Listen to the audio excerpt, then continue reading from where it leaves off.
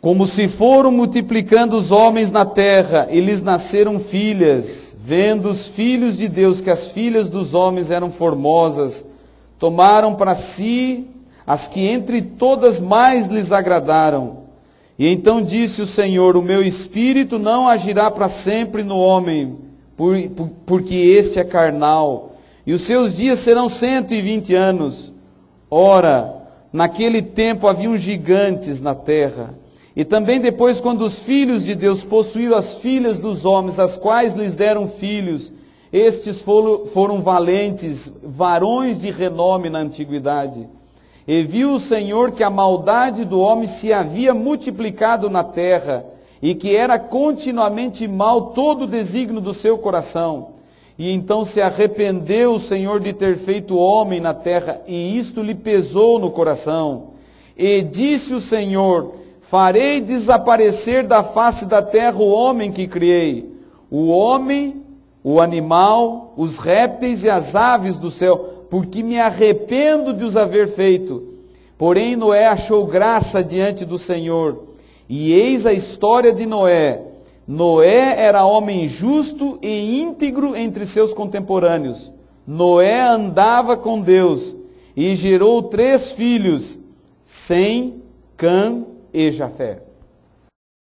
A história, ela revela nessa noite o quadro de um construtor. Um homem que construiu algo duradouro. Tem pessoas hoje construindo, edificando, mas não dura. Jesus disse que se você constrói sobre a rocha, dura. Se você constrói sobre a areia, não dura. Esse é um personagem da Bíblia que construiu sobre a rocha. Para você ter uma ideia, até hoje, este homem é lembrado porque você, queira ou não queira, é descendente dele. Ele marcou sua época. Jesus compara o seu retorno ao mundo. Jesus, ele fala que ele em breve vai voltar. E o capítulo 24 de Mateus apresenta um quadro interessante. Ele diz assim: haverá guerras, terremotos, fome, miséria. Mas de repente Jesus, quando está dando sinais dos últimos dias, ele para e ele pega e lembra um fato do passado. Ele diz: olha, eu vou dizer para vocês como vai ser a minha volta, o meu segundo advento. Como nos dias de Noé, assim será. Comiam, bebiam, casavam, davam-se em casamento até o dia em que Noé entrou na arca e não perceberam, senão quando veio o dilúvio e os levou a todos. Assim será a vinda do Filho do Homem. Jesus compara o seu retorno ao fato verídico que marca a história, o dilúvio. Os dias antes do dilúvio, como era o mundo antes do dilúvio, para entendermos essa situação, para compreendermos esse quadro. Como era o mundo antes do dilúvio? O mundo antes do dilúvio, ele tinha quadros diferentes. Por exemplo, não chovia. Antes do dilúvio não chovia. A Bíblia diz que o orvalho da madrugada regava a terra. O orvalho era suficiente para regar a terra. Então você tem que entender que a terra tinha um clima agradável. O clima constante. Depois do dilúvio que vem o gelo nos polos. O calor no Equador. É diferente. O mundo antes, o mundo depois. Antes do dilúvio, a flora e a fauna, ela tinha diferenças acentuadas. Uma delas, as plantas, as frutas. Para você ter uma noção, antes do dilúvio a terra era muito mais forte do que a terra dos nossos dias.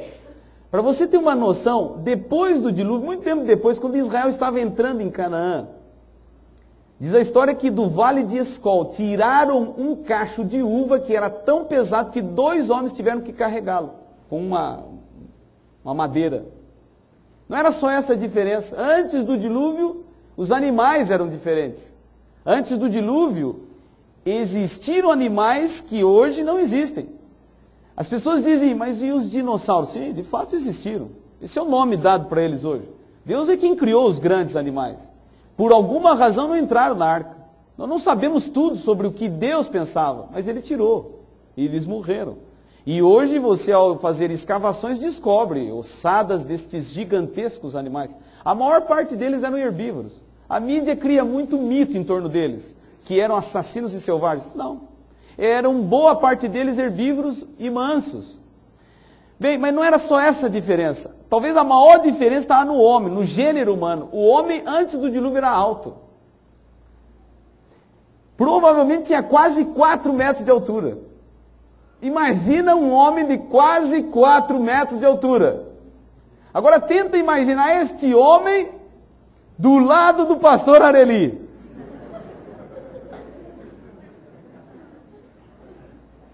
Eu fico impressionado, porque estão dizendo aí nos centros universitários que o homem está em evolução. Eu só não consigo ver para que lado que a gente evolui. E diz também a Bíblia que o homem antes do dilúvio, ele tinha capacidade intelectual. Porque olha só, eu não quero humilhar a geração moderna, mas eu quero mostrar fatos. Antes do dilúvio não existia escrita, não existia livro. Sabe por quê? Livro e escrita é recurso de fracos. Quem tem capacidade, ele guarda tudo, ele retém tudo. Nós estamos confundindo hoje capacidade com um clique no computador. As pessoas estão confundindo um aperto no mouse com capacidade. Agora, sabe o que é capacidade? É você guardar 100 mil itens na memória da sua consciência, dentro da sua cabeça, sabendo o preço no varejo e no atacado, e ainda tirando o imposto. Isso é capacidade. O antediluviano, ele tinha memória retentiva, guardava tudo. Se ouvisse uma mensagem, guardaria tudo. Essa era uma diferença. Mas não tinha só esta diferença. O gênero humano, antes do dilúvio, ele tinha poder genético. Uma vez, uma garotinha, ela chegou para mim, num evento de adolescentes, desbravadores, e ela disse assim: pastor, eu tenho uma pergunta para você que não tem resposta. E eu achei aquilo interessante, porque se vai fazer uma pergunta que não tem resposta, por que vai fazer a pergunta então? Aí ela me olhou e disse: com quem se casou o filho de Adão? Ah, eu olhei para o rostinho daquela guria, falei: agora eu vou chocar essa menina. E eu disse: olha, você quer saber? E ela estava esperando em desafio, ele não vai ter resposta. Eu olhei para ela e disse: é simples. Eles se casaram com as irmãs. Ao eu dizer irmãs, ela fez assim, ó. Oh, e saiu correndo. Ela falou: esse pregador é louco, casar com a irmã. Sim, antes do dilúvio, o gênero humano ele tinha poder genético. Sabe por que hoje não se casam entre irmãos? Ou até entre primos não deveriam se casar? Por causa de uma fragilidade humana. O ser humano ele não tem força. E ao se casar muito próximo, ele pode gerar crianças defeituosas. Mas antes do dilúvio, não. Tinha poder. Ele tinha força, a vida ainda estava melhor, a qualidade era melhor. E ele poderia gerar descendentes de boa qualidade. Olha só.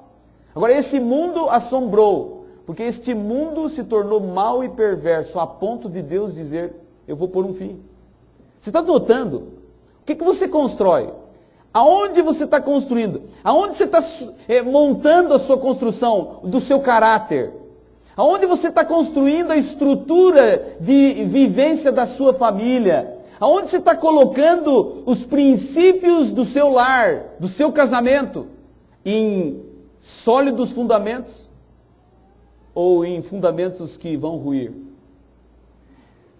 O mundo antes do dilúvio se tornou tão mau e perverso, que Deus decidiu destruir esse mundo. Eu quero dizer uma coisa a vocês. O homem sem Deus é um perigo. Sem Deus, o homem não importa se ele tem genética forte. Sem Deus, perigoso. Sem Deus, não importa se ele vem de um lar culto, se ele tem capacidade intelectual. Sem Deus é egoísta. Sem Deus, não importa se ele tem altura ou longevidade.